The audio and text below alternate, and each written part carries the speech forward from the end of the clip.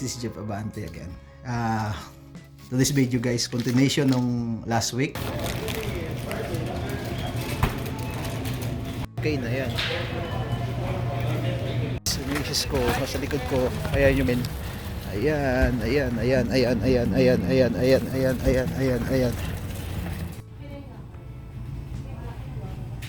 Sira, ano kami yun?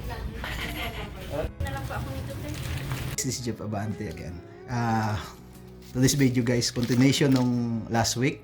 Ayun, namalingki na naman kami. So, isi-share namin today yung aming nabili.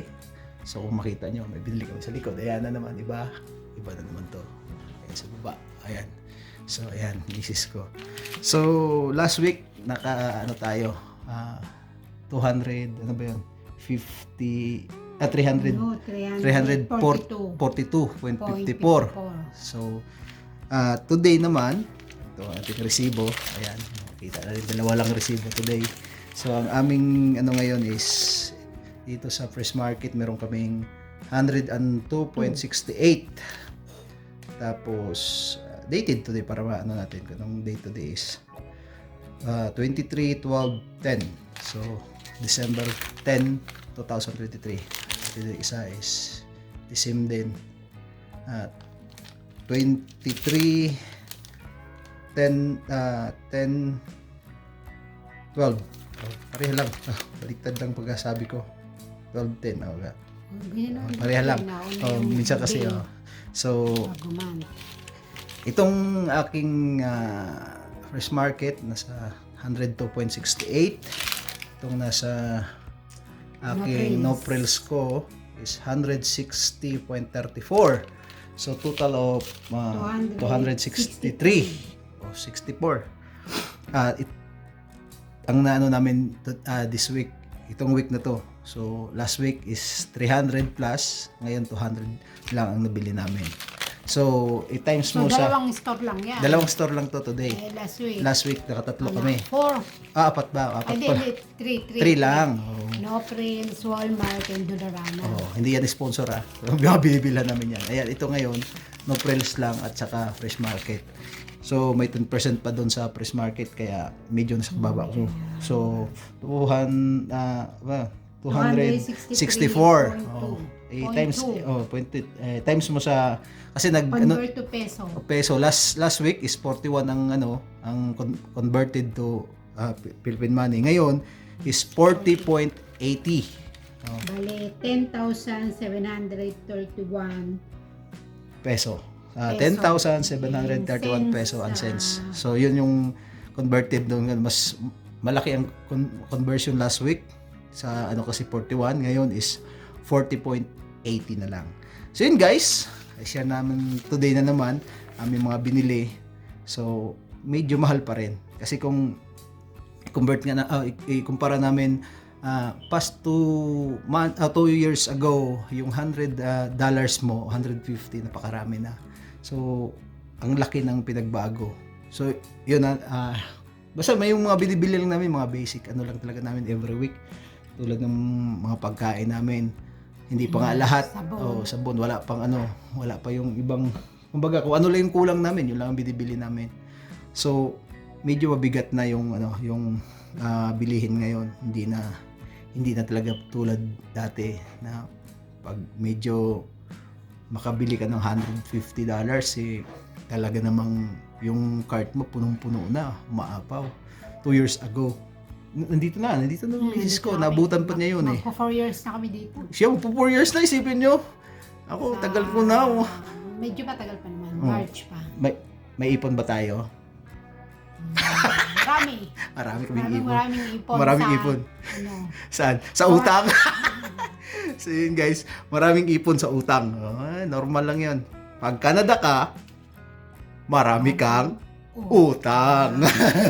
Yun yung yung katotohanan. Pag Canada ka, marami kang utang. So yun guys, sinishare na naman ito. Masaya lang kami kahit na alam yung gastos lang ng gastos. Utang lang ng utang. Trabaho lang trabaho. Yun ang katotohanan dito sa Canada. Wala kang trabaho, wala kang bahay.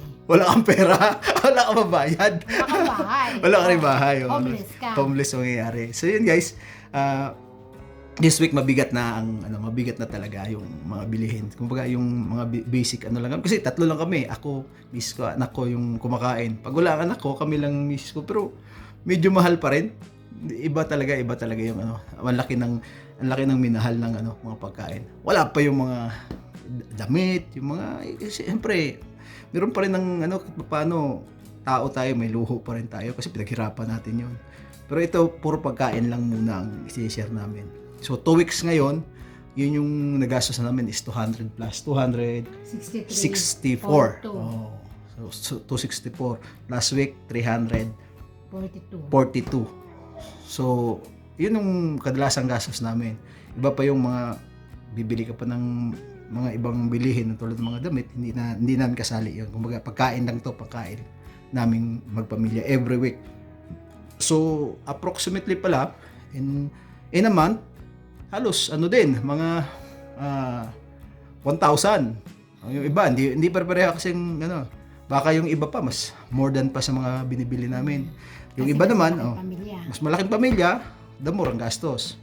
So, yung iba naman, mas lesser pa yata sa amin. Hindi natin alam. Pero ito ay aming personal na gastusan lang. So, sinishare namin ito dahil marami po tayong mga kababayan na yung pamilya nila ay parating na dito. Lalo nito sa GBS.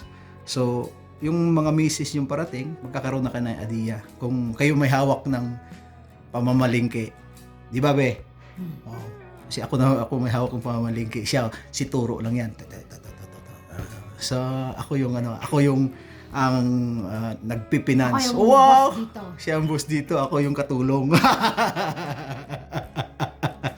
So yun guys, i-share namin dito para mag-asawa, hindi naman meron ding mga wala pang pamilya, wala pa dito. Siyempre, iba yung gastusan noon.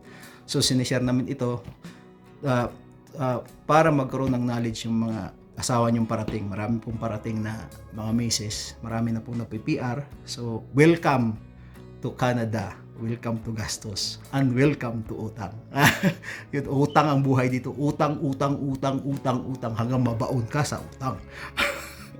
Pero, may trabaho naman. So, mababayaran yan. It's normal lang naman. Kasi, bakit kasi laging nasabi utang? Kasi, dito kasi, accessible ang utang. Every family may 2 credit card. May line of credit pa. So, talagang di mo masabi na madali lang umutang. So, yung utang talaga dito is accessible para sa lahat. Kumbaga, hanggat may trabaho. Yung credit card kasi dito, parang pinamimigay na lang eh. Dami nag-o-offer. Di tulad sa Pilipinas. Kaya, utang is life.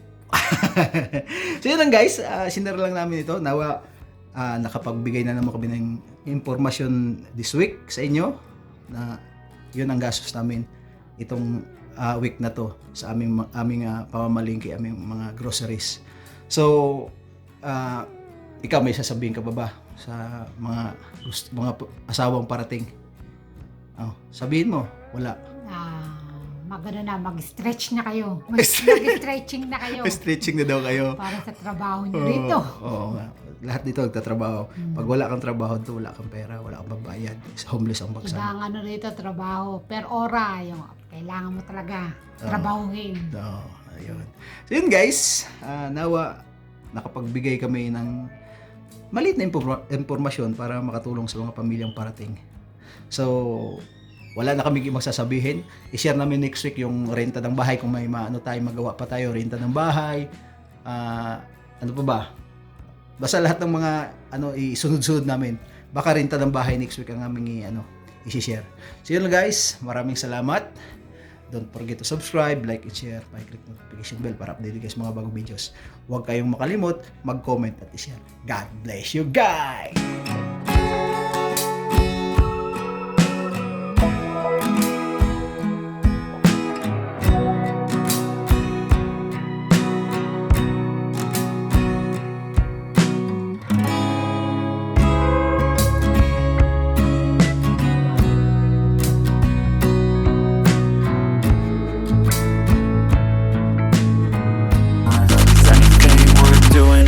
Cause I'ma live life for the fight, yeah, I'm here to get it. I got drive.